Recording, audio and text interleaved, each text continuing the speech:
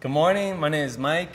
We're here at the MYM Organics Fashion House with my boy Yanik, visiting us all the way from Kathmandu, Nepal. So good to see you. Man, Mike, same over here, bro. It's been a year. It's been a year, yes indeed. It So now we're flies. sitting here at our tea bar. We've got some new projects going on. We've got these interviews where we're going to be talking about the intersectionality of creativity, creative freedom, social responsibility, but also kind of how we stay inspired as we, encounter roadblocks and obstacles along the way.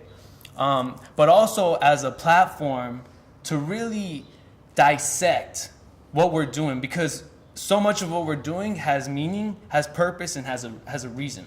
And so this is a platform that's going to hopefully allow us to explain in detail why we're doing the things that we do, of course. Here at the MYM Organics Fashion House, an easy way to kind of set us apart and to understand fashion, you've got the copy-paste fashion people, which are basically just buying the t-shirt, ripping off the label, and printing their logo on it. Then we got the cut and sew, right? So these people are maybe designing it on a computer or something like that, maybe even creating the samples themselves, but they're outsourcing all of that label, all the cutting, the sewing, out to either other manufacturing companies in the local area, or they're taking that stuff overseas. And then, we got what we do, where we're sourcing the organic fat textiles.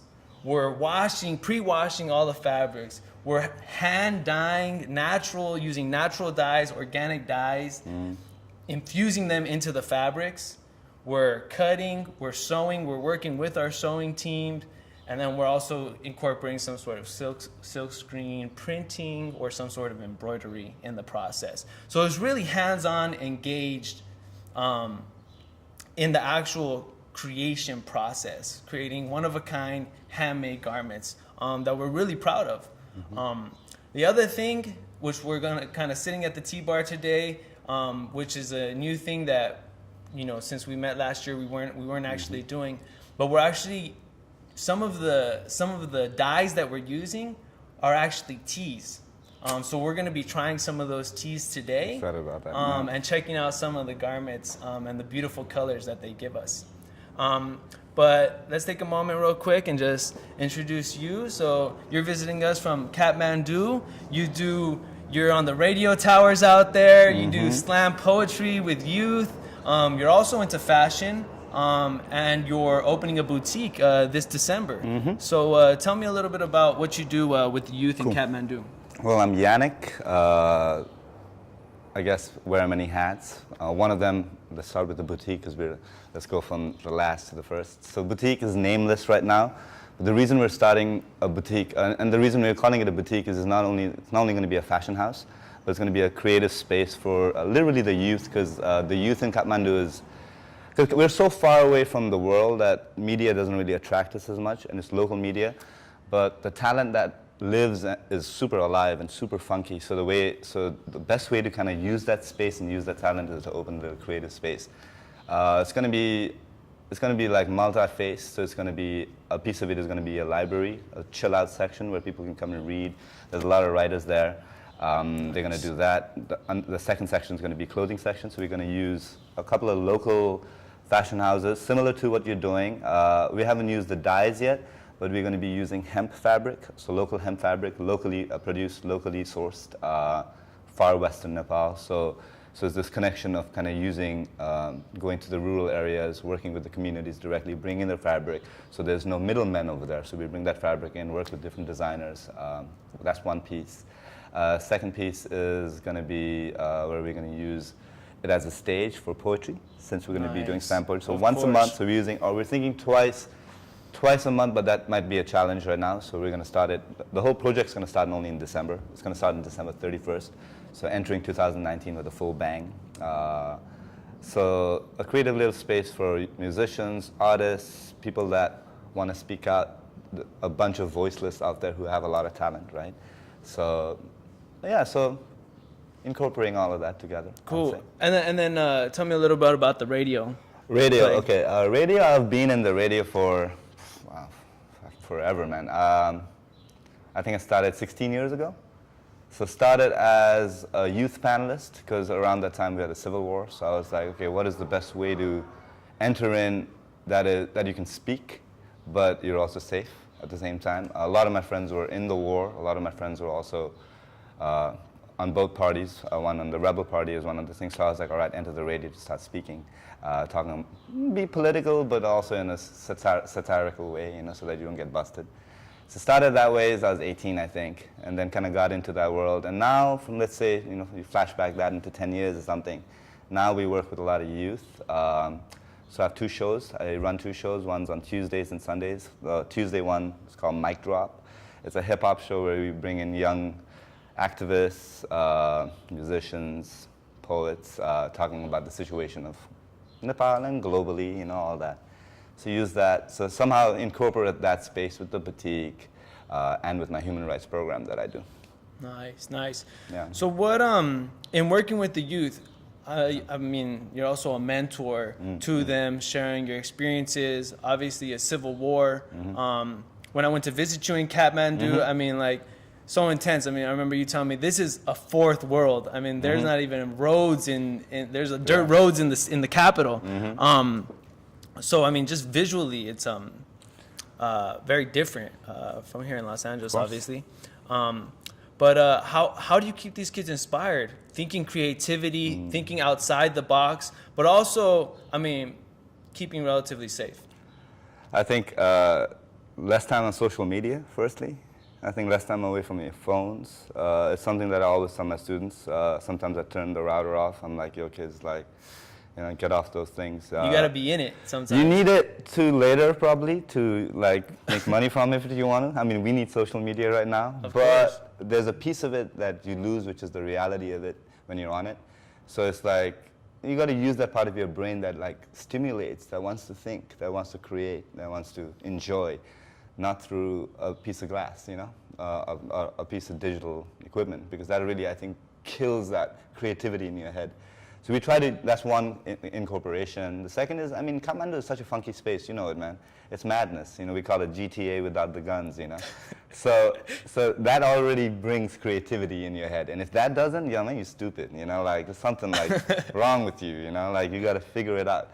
So we tell the youth, like, get off all that, It's a tough city, no doubt. So I think the toughness creates something in you as well, like, I mean, you gotta survive, you gotta hustle, So it's a hustle city, it's a hustle country. So that automatically, I don't know, well, for me and my friends, it stimulated us and started more like, hey man, either back off or you chug on, Totally. Yeah.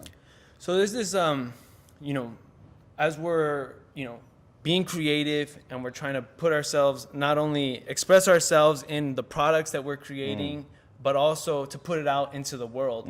Collaboration is a natural part of it. It's the key, man, yeah. But also, I mean, this concept of being a social entrepreneur. Because what we're doing, I mean, we're not just out there, yes, we're out there to make a living, to make a sustainable living, but there's also like consciousness that we're trying to integrate into the creative process. Consciousness in terms of human rights, in terms of labor rights, in terms of environmental rights. Sick, yeah, definitely. And I mean, I want to use this as a moment just to really, I mean, I think the fashion industry itself is at a point where it really needs to start integrating these things into the process, because there's so much abuse of labor force, child labor. But not only that, but the chemical dyes that they're putting into the products, I mean, is going directly into freshwater resources where especially in countries, like Bangladesh, like Nepal, like India, and, you're part of the world over there, it's really, really affecting climate change. Big time. And so I think our role, not only as to be entrepreneurs, but to be social entrepreneurs, is at a very important point in our history, because so many companies, I think, maybe want to put that sweet language that they're doing this stuff, but they're not really doing this stuff, you know what I mean? So tell me a little bit about the projects that you're working with the orphanage and how you're incorporating that into the work that you do. First of all, man, going back to, thank you, bro. You're welcome. MYM Organics, man. Oh yeah, so this is a little bit of the tea. We're gonna have a little tea Yeah, tasting. I saw it, man. This is our sumac causé. So it's Okay. got chrysanthemum, organic turmeric root, organic pu'er, and palo brasil. Okay. Some of the colors of which we're using to dye, and it's also really good. I for like. All right. All right. And you're dyeing it on mostly t-shirts? all organic cotton. Cotton. All right. Well, I'm gonna need to talk to you about the hemp because Yeah, we're gonna start. I we're really gonna want to talk start about that. sourcing the hemp. Ooh, I can smell the turmeric. Hey, bring me back home with my turmeric. Okay, so yeah, talking about going back to what we were talking about, sustainability. I Yeah. think that's the biggest key. Consciousness comes with sustainability, I think, the minute you actually incorporate your group of people and try to figure out how to sustain a business and to be a social entrepreneur. Firstly, it's not easy. Secondly, it's a task that you have to kind of trial and error, I think, as you very well know. So, I mean, a bunch of projects I work around with. There's one is a big music festival where we're trying to call it Music, Art, and Healing, where we're going to use music, we're going to use art, fashion, and we're going to use healing in the sense as we're going to use medicinal, like Ayurvedic medicine, like different stalls that are providing it. That's one. Second, we work with an organization quite regularly. It's called CYF. It's Children Youth First. They're an organization that works with specifically an orphanage, but it's a creative house type orphanage where they're schooling these kids in a very creative hand skill way, where they're teaching them how to knit, they're teaching them how to sew clothes, they're bringing in fabrics, they're bringing in amazing 100% cotton fabrics, hemp fabrics, using it on tote bags. It's something that I buy from them because it is completely grassroots. It's local. We know exactly where it's coming from. The farmer that's making the money from the crop that we're cutting, for example. You know, so it's from the root to the source. You know, so they're amazing. Besides from the garments that they make, they're also an amazing organization that I work with my students when I run a human rights program. So it's directly related with that. So it's somebody that I'll probably will be working with a little bit more intensively once I open the boutique. The ideas are still, steeping, but we'll see. We'll see what happens. Yeah. And then one thing I want to talk about too is to expand on the collaboration part. But I feel like the ability to to be able to expand, not just do one thing, So I mean, like for example, me, we're doing the clothes, the clothing line, which is a lifestyle brand. One thing we try to do is we try to break the boundaries, not just do men's, women's, and kids line, but really do a unisex line. Of course. Where men or women or trans or kids Friendly for can all all. wear each other's clothes, Yeah. pretty much. Is one of the concepts. And then what was really exciting was incorporating the tea. And the link, of course, was using the natural tea as a dye. Yeah. But also to not be scared to enter into the tea market, of tea, of course. and not feel like I was deviating from my mission. Not at all. And that it's actually pretty related. But financially, economically, it's really kind of helped propel my business because it's a little bit more accessible, it's a little bit more affordable, and it's definitely daily use. Definitely, So it allows us to kind of market in a whole nother way, market ourselves more of a lifestyle brand, but then also because the tea is a little bit more affordable and you can buy a couple ounces, 5, 10, $10. It allows us to move it a little quicker than some of our garments. Of course. Yeah. So in which ways, I mean, I kind of see you taking a similar approach with the boutique, the library, the restaurant, selling the clothes. So just what role do you feel like collaboration plays in creativity? Like we were talking about earlier, if you want to be a social entrepreneur, one thing is not enough, right? There's this article that I was reading, I think it's called The Tipping Point. It's a book, actually, and it's a really good one. And there's a saying where there's in today's world, you got to at least do 3 or 4 different things for you to not only survive, but to also be sane in your head. The world moves so fast, So I say, definitely collaboration is the key. You work with 3, 4 things that you're personally interested in, personally drives you too. Because if it doesn't personally drive you, you're going to probably take your own business down real fast. If you're going to think like, oh, I'm going to do this because it makes money, like then there's a problem there already, right? But if you're going to do something that you're super passionate about and you know it makes money, like art, music, tea, for example, but you do it in a very social, entrepreneurial, conscious way, then that's also a form of social entrepreneurship in a way, right? And then I think it works, you know, but the struggle is completely real because you got to work with like-minded people, and it's always tough to find, I'm sure, you know that. Yeah, but I mean, I'm curious about like, so when did this start? Like when did you kind of move, let's say, just from complete clothing to lifestyle?